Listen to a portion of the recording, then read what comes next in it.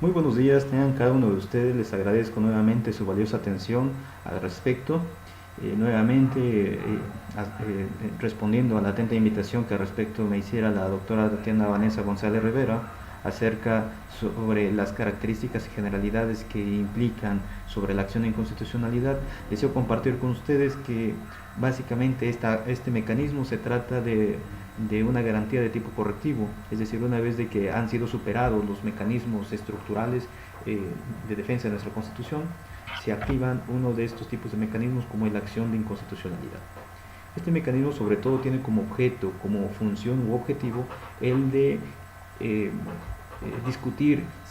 y resolver también si una norma de carácter general, ya sea una ley federal o un tratado internacional, es contrario, por supuesto, a nuestra propia constitución política de los Estados Unidos mexicanos. Si esto así fuese, la intención entonces sería expulsar esa norma jurídica de nuestro sistema jurídico. Esa es la principal función. Pero en este mecanismo también es cierto, debe haber algunas personas que puedan tener esa posibilidad, esa legitimación, ¿sí?, de poder activar este mecanismo.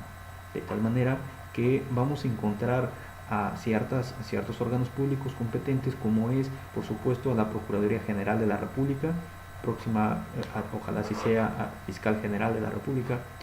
también al Instituto Nacional de Acceso a la Información, el INAI, por supuesto a la Comisión Nacional de Derechos Humanos y sus homólogos en cada una de las entidades federativas, pero también vamos a encontrar el 33% de los integrantes de los entes legislativos, ya sea de las entidades federativas o de la Cámara de Diputados o de la Cámara de Senadores. Por supuesto también el presidente de la República a través de su consejero jurídico. Si ustedes observan, son estos entes, estos sujetos los que van a tratar de que esta norma jurídica jerárquicamente inferior a nuestra Constitución sea expulsado del sistema jurídico por contradecir nuestra máxima norma. Y por supuesto algo realmente relevante es que, a diferencia de la controversia constitucional en donde había un ente que resultaba afectado, contaba con un agravio, en la acción de inconstitucionalidad no existe un agravio de manera directa a que pueda resentir los entes públicos respectivos, sino que más bien su función, su objetivo es que simplemente se respete, se cumpla nuestra máxima norma jurídica. Bueno, si esto queda claro hasta aquí, entonces podemos llegar a entender que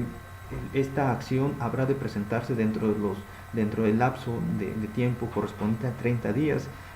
una vez de que sea emitida la norma general, publicada por supuesto en el Diario Oficial de la Federación. A través de un planteamiento estratégico, habrá de presentarse el escrito de demanda ante nuestra Suprema Corte de Justicia de la Nación, cuya sede se encuentra en la Ciudad de México,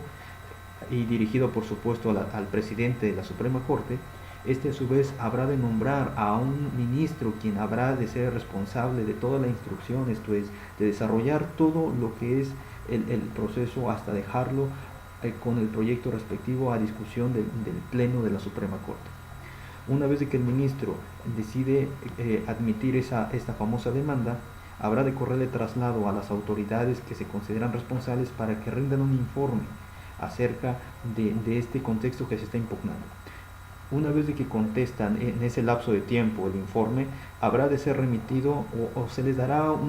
una copia de la misma a la parte promovente para que desarrollen una especie de desahogo de opinión o de vista, a través de la cual puedan llegar a opinar acerca de la relevancia, de la veracidad o no de los argumentos que están indicando o invocando la parte demandada. Así, estaremos encontrando que se habrá de fijar ya la litis, el pleito o el litigio. Sin embargo, a diferencia de la controversia constitucional, en donde es muy notorio, necesario diferentes tipos de probanzas para poder acreditar la afectación, en la acción de inconstitucionalidad es un poco diferente, porque realmente lo que importa es la emisión de una ley. Entonces sí son admisibles algunas pruebas, por ejemplo las documentales, pero naturalmente va a versar sobre la existencia o no de determinada norma jurídica que es contraria a nuestra Constitución. De tal manera pues que no habrá propiamente una audiencia de desahogo de pruebas. Lo que sí habrá será una etapa de alegatos. Cada una de las partes habrán de formular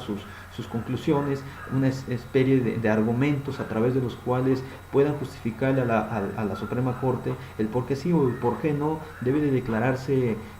procedente o improcedente la acción de inconstitucionalidad y expulsado esa norma general de nuestro sistema jurídico. El ministro instructor habrá de realizar un proyecto que habrá de someter al Pleno, y a través de esa discusión plenaria habrá de determinar sobre la procedencia o no de esta acción de inconstitucionalidad. Si se obtienen 8 votos importantes, entonces habrá de ser declarada procedente, y de esta manera podrá llegarse a entender que habrá de desarrollar efectos generales. En cambio, si solo si fuese declarada procedente pero con votos minoritarios, menos de 8 votos, entonces solamente tendrá efectos inter alia, es decir, solamente para las partes. Como ustedes pueden darse cuenta, la acción de inconstitucionalidad es muy importante y ciertamente nos va a permitir analizar la constitucionalidad o no de determinada norma general de acuerdo a los parámetros del contenido de nuestra propia Constitución, y si no fuese así, si no fuese acorde, armoniosa, de acuerdo a nuestra máxima norma, entonces habrá de ser expulsada. Bueno, en la actualidad, como ustedes observan, no hay mayor dificultad. Lo que es cierto es sobre todo el planteamiento. En mecanismos como es la controversia constitucional o la acción de inconstitucionalidad, medios por excelencia que solamente pueden ser activados por entes públicos, más no por particulares, ejerciendo un control horizontal, se vuelve importante poder hacer adecuados planteamientos desde el escrito inicial. Errores tan importantes se presentan en el interior de la formulación del escrito inicial, tales como los conceptos de invalidez. Es muy importante poder desarrollar conceptos de validez tan importantes que puedan llegar a justificar la contradicción entre una norma jerárquicamente inferior a nuestra Constitución. En el Inter, por supuesto, como ustedes podrán darse cuenta, lo importante es para el juzgador o para los ministros identificar los conceptos, los razonamientos jurídicos que pueden llegar a justificar que existe una contradicción entre normas de diferente rango. Si esto se puede lograr, entonces se encontraría justificada la expulsión de este tipo de mecanismos. Bueno, de igual manera también podemos llegar a encontrar amplios o variados acontecimientos en el interior de nuestro país que son motivo precisamente de impugnación por parte de diferentes autoridades. Tal es el caso, por poderles comentar algunos de ellos, la situación en donde en el estado de Morelos se presenta una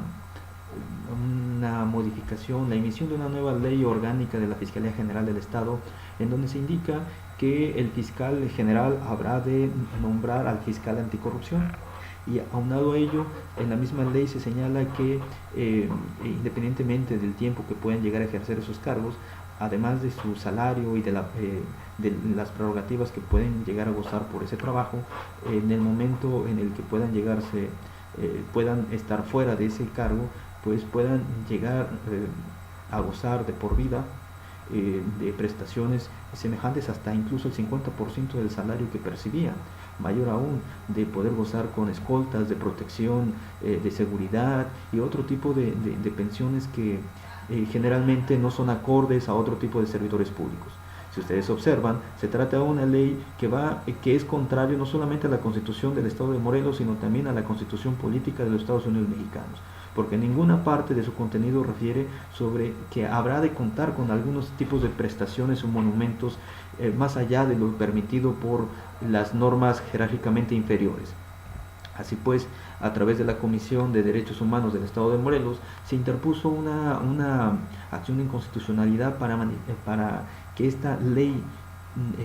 orgánica de la Fiscalía General del Estado de Morelos fuese, en lo que respecta a esos artículos, fueran fueran derogados o expulsados de esa parte que resulta contradictoria no solamente a la Constitución del Estado de Morelos, sino a la propia Constitución política. De tal manera pues que hoy en la actualidad sigue desarrollándose el proceso. Esperamos que pronto recibir noticias positivas, pero como este tipo de ejemplos podemos encontrar muchos otros ejemplos más. ¿Sí? Seguramente en el ámbito nacional y atendiendo las noticias que en la actualidad imperan podemos encontrar otro tipo de ejemplos. Bueno, solamente para concluir podemos llegar a decir que este tipo de mecanismos de garantías correctivas son operados precisamente en sentido abstracto por entes públicos que no resienten una afectación directa. Su procedimiento, el desarrollo procesal es muy sencillo. Realmente lo más trascendente puede llegar sin menospreciar el desarrollo del demás contenido procesal. Un acto trascendental es el planteamiento de la estrategia en la demanda. Partiendo de ahí, fuera de ahí, el desarrollo de cada una de las etapas posteriores son relativamente muy sencillas porque consisten básicamente en volver a opinar o desarrollar opiniones acerca de lo que ya se entabló en la propia demanda.